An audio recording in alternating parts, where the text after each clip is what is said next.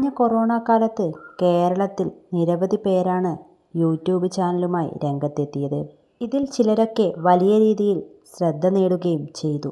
അത്തരത്തിൽ പോപ്പുലറായ family vlog ചാനലാണ് Unnivava vlogs. അച്ഛനും അമ്മയും 2 പെൺമക്കളും അടങ്ങുന്ന കുടുംബമാണ് ഇവരുടേത്.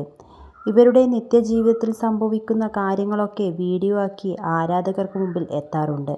ഇപ്പോഴിതാ ഇവരുടെ കുടുംബത്തിലെ ഒരു വിയോഗ വാർത്തയുമായാണ് ഇവർ എത്തിയിരിക്കുന്നത്. മൂത്ത മകൾ നീതു കൃഷ്ണയാണ് തൻ്റെ പുതിയ പോസ്റ്റിലൂടെ ആ വിവരം അറിയിച്ചിരിക്കുന്നത്.